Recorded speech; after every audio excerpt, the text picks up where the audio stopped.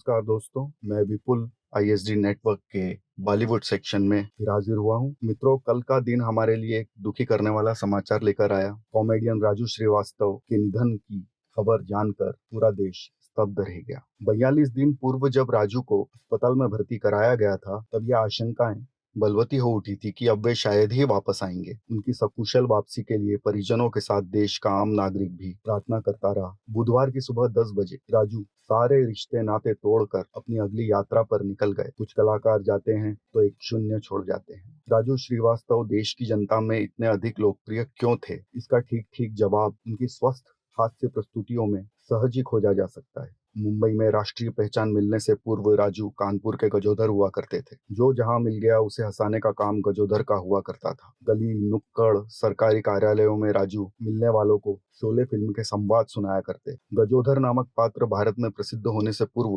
कानपुर वासियों का प्रिय पात्र बन गया था। उस बिंदु पर राजू के मन में बड़ा कलाकार बनने की इच्छा ने जन्म ले लिया। जब वे मुंबई आए तो इस निर्दयी शहर ने उनकी कठिन परीक्षा ली। शुरुआती दौर में वे ऑटो चलाया करते, स्टैंड अप कॉमेडी शो में 150 रुपए के लिए भी काम कर लेते। धीरे धीरे उनका भाग्य जागने लगा। दूरदर्शन से ब्रेक मिला और the great Indian laughter challenge show के उप विजेता बनने तक वे देश भर के चहेते कॉमेडियन बन चुके थे। राजू हास्य प्रस्तुतियों में अश्लीलता के विरुद्ध थे। उनकी कॉमेडी में कभी दर्शकों ने गंदगी नहीं पाई। इस भयंकर अश्लीलता के दौर में राजू ने साफ सुथरी कॉमेडी का स्तर बनाए रखा था। लोग राजू की कॉमेडी में डिटेलिंग के कायल थे। वे एक शादी के रिसेप्शन भोज को इतनी गहराई से प्रस्तुत करते थे कि दर्शक हैरान रह जाते। राजू की कॉमेडी में थाली में रखा अचार का टुकड़ा भी एक पात्र बन जाता था। मित्र को रेलवे स्टेशन छोड़ने आए गजोधर का ऐसा लाइव चित्रण राजू ने किया था कि दर्शक स्वयं को रेलवे स्टेशन पर खड़ा महसूस करता था। राजू की सफलता इस बात में भी थी कि उन्होंने खाटी भारतीय संस्कृति को हास्य में घोलकर प्रस्तुत किया। गली मोहल्ले, शादी, बारात, बस स्टैंड, रेलवे स्टेशन, पान की दुकान राजू की कॉमेडी में शामिल रहते थे।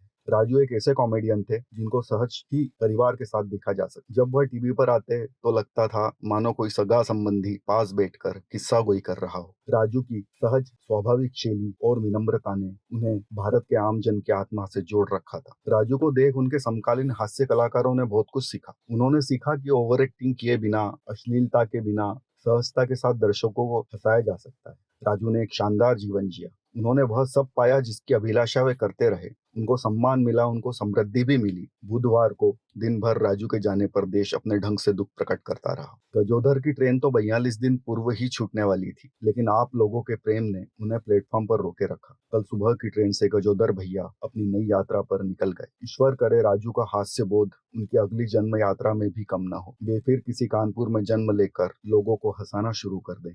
अलविदा गजोधर भैया, आपकी ट्रेन सही समय पर पहुंचे, ईश्वर से यही प्रार्थना है। नमस्कार।